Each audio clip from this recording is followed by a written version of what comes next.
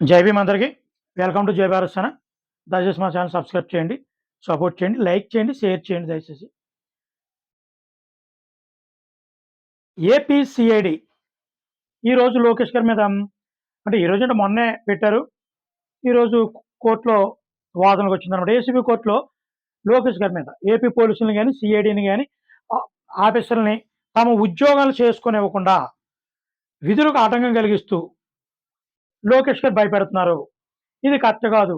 ఈ విధంగా భయపెట్టడం వల్ల ఉద్యోగస్తులు తమ పని తాము చేసుకోలేకపోతున్నారు కాబట్టి అతనికి అరెస్ట్ చేయడానికి అవకాశం ఇవ్వండి అని ఏసీబీ కోర్టులో సిఐడి వాళ్ళు ఒక కేసు ఫైల్ చేయడం వచ్చిందనమాట. అంటే లోకేష్ గారు ఏం చేశారు? ఏం భయపెట్టారు? ఏ విధంగా భయపెట్టారని కోర్టు కొన్ని క్వెషన్స్ సిఐడిని అడిగింది. దానికి సంబంధించి కొన్ని క్లిప్పింగ్స్ చూపించడం జరిగింది. వీడియో క్లిప్పింగ్స్ గాని, న్యూస్ పేపర్ క్లిప్పింగ్స్ గాని. ఇవి కోర్టు పరిగణలో తీసుకోవడానికి చెల్లదు. అసలాయన భయపెట్టాడు అనడానికి సరైన సాక్ష్యాధారాలు. ఏంటని నేను కూడా ఆరా తీశాను. ఏంట్రా బాబు అసలు ఈ లోకేష్ గారు సీఐడీనే బెదిరించేయడం ఏంటి?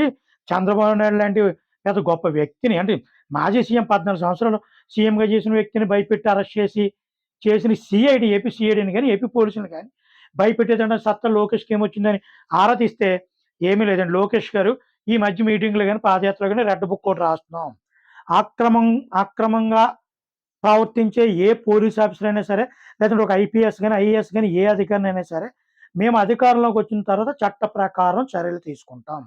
వీళ్ళ మీద జ్యుడిషియరీ ఎంక్వైరీ చేసి చర్యలు తీసుకుంటాం అనేటువంటి ఒక మాట మొన్న కూడా మీటింగ్‌లో యువగళ ముగింపు మీటింగ్‌లో కూడా 20వ తారీఖున మాట్లాడడం జరిగింది. తప్పేముందండి? దానికి భయపెడతం ఏముంది? ఇప్పుడు పోలీసు వారు ఉంటారండి. ఒక ఎస్పీ ఉంటారండి. ఒక అక్రమాలు ఎక్కువగా జరుగుతున్నాయి అనే ఇష్యూ ఆయన దృష్టికొచ్చినప్పుడు మీడియా సమావేశం పెట్టి ఏమంటాడు? ఇటువంటి అక్రమాలు జరిగితే మేము అటువంటి చేసే వాళ్ళని తీవ్రంగా శిక్షిస్తాం, హెచ్చరిస్తున్నాం అంటారు. దానికి పోలీసులు మనల్ని భయపెడుతున్నారు ఏమన్నా కేసెడతాడా? పోలీసులు ఎవరిని హెచ్చరిస్తారో? అక్రమం చేసేవాళ్ళని. చట్ట ప్రకారం చర్యలు తీసుకుంటాం అంటారు. లోకేష్ అదే చెప్తున్నాడు.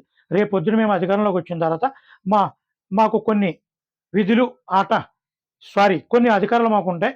అధికారంలోకి వచ్చిన తర్వాత చట్ట ప్రకారం ప్రవర్తించిన అధికారులు జ్యుడిషియరీ ఎంక్వైరీ చేసి వాళ్ళ మీద చర్యలు తీసుకుంటామన్నారు. ఇప్పుడు తీసుకుంటామనలేదు. ఇప్పుడు తీసుకుంటే వాళ్ళకి ఎటువంటి అధికారాలు ఉండవు. తప్పేం మాట్లాడారు అందులో? చట్ట చట్టానికి వ్యతిరేకంగా ప్రవర్తించే ఏ అధికారినైనా చర్యలు తీసుకునే హక్కు చట్టానికి ఉంది. చట్టానికి వ్యతిరేకంగా ప్రవర్తించారనుకో, ప్రధానినైనా అరెస్ట్ చేసే అధికారం మీ పోలీసులకుంది. ఎప్పుడు? ఆ హోదా కలిగినటువంటి అధికారి సరైనటువంటి ఆధారాలు చూపించి కోర్టులో సబ్మిట్ చేసి కొన్ని రాజ్యాంగానికి లోబడి ప్రధానమంత్రిని అరెస్ట్ చేసే అధికారం పోలీసు అధికారులకుంది. తప్పు చేస్తే ఎవరినైనా శిక్షించే అధికారం ఈ రాజ్యాంగానికి ఉంది. దానికి భయపడిపోయి లోకేష్ మమ్మల్ని భయపెడుతున్నాడు. అర్థం లేని కేసులు ఇయి ఎలా ఉన్నాయి? దానికి అంటే జగన్ గారు దీని మీద ఇదిగో ఇతను మీటింగ్‌లో మీడియా ముందు ఇలా చెప్తున్నాడు. ఇది ప్రభుత్వానికి కించపరిచే వాక్యాలివి. దీని మీద కేసు పెట్టేయండి అని మన జగన్ గారు చెప్పేస్తారు. ఇమ్మీడియేట్‌లీ కేస్ ఫైల్ చేస్తారు. ఏసీబీకి ఆశ్రయిస్తారు. ఎందుకంటే ఏసీబీని ఆశ్రయించకుండా డైరెక్ట్ అరెస్ట్ చేసేస్తే ఇప్పటికే చాలా ఇబ్బందులు సీఐడీ చాలా ఇబ్బందులకు గురైందనమాట. మన రాష్ట్రంలో ఉన్నటువంటి పోలీసులు గాని, సీఐడీకి గాని ఒక గొప్ప పేరుంది.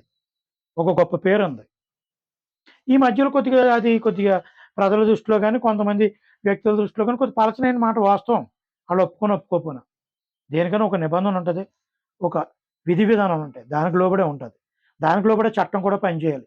చట్టం మన చేతిలో ఉంది కదా! ఇష్టమైనట్టు ప్రవర్తిస్తే ఏదైనా ఇబ్బందికరమే. జై భారత్ సేన. జై భీమ్ అందరికి.